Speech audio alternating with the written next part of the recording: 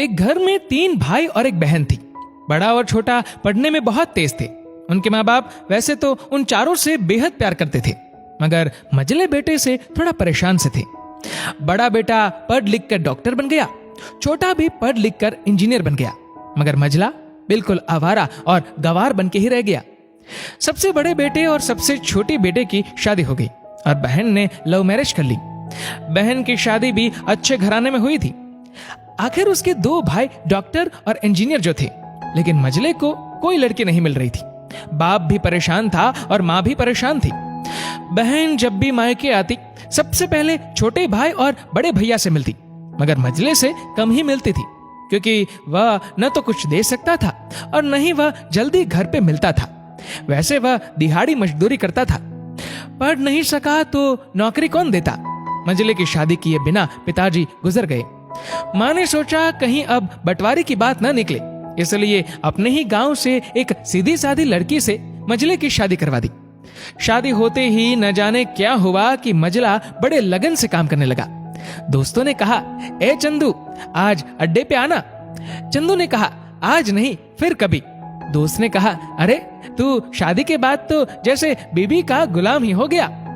चंदू ने कहा, अरे ऐसी बात नहीं, कल मैं अकेला एक पेट था तो अपनी रोटी के हिस्से कमा लेता था।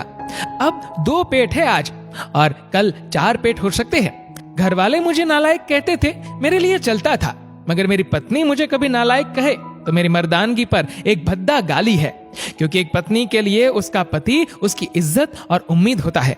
उसके घर वालों ने भी तो मुझ पर भरोसा करके ही तो अपनी बेटी दी होगी, फिर उनका भरोसा कैसे तोड़ सकता हूँ। कॉलेज में नौकरी की डिग्री मिलती है, लेकिन ऐसे संस्कार तो माँ बाप से मिलते हैं जो मझले बेटे में थे।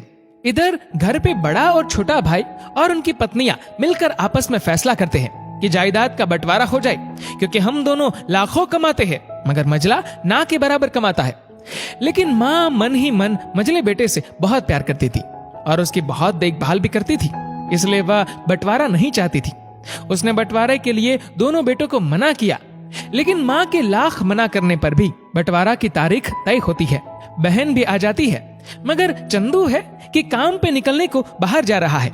उसके दोनों भाई उसको पकड़कर भीतर लाकर बोलते हैं कि आज तो रुक जा, बंटवारा कर ही लेते हैं। वकील कहता है सबको साइन करना पड़ेगा। चंदू ने कहा, तुम लोग बंटवारा करो, मेरे हिस्से में जो समझ में आए दे देना, मैं शाम को आकर अपना बड़ा सा अंगूठा चिपका दूंगा पेपर पर। बहन ने कहा, अरे बेवकूफ, तू गवार का गवार ही रहेगा, तेरी किस्मत अच्छी है कि तुझे इतने अच्छे भाई और भैया मिले। माँ ने कहा, अरे चंदू, आज रुक जा, बंटवारे में कुल 10 बीघा जमीन में दोनों भाई 5-5 रख लेते हैं और चंदू को पुश्तैनी घर छोड़ देते हैं।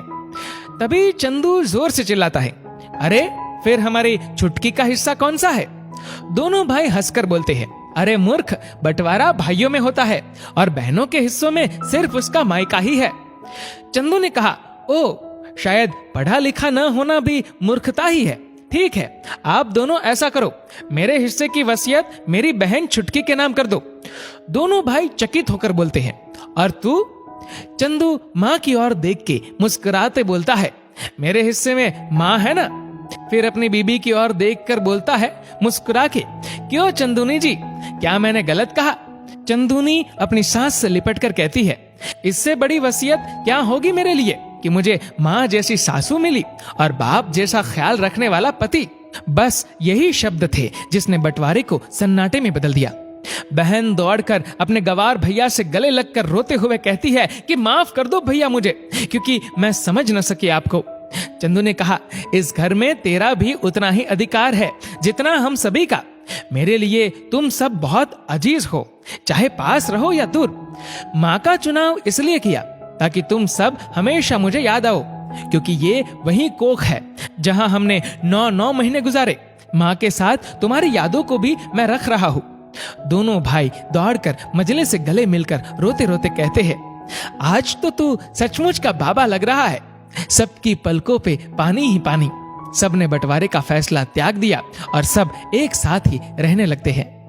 दोस्तों, इस वीडियो को लेकर आपकी क्या राय है नीचे कमेंट करके जरूर बताएगा। और अगर आपको वीडियो अच्छा लगा हो तो इस वीडियो को लाइक करेगा, शेयर करेगा ज्यादा से ज्यादा लोगों तक। और ऐसे ही और भी इंस्पिरेशनल वीडियोस के लिए सब्सक्राइब करें हमारे यूट्यूब चैनल को और फेसबुक पर फॉलो करें हमारे पेज को। धन्यवाद।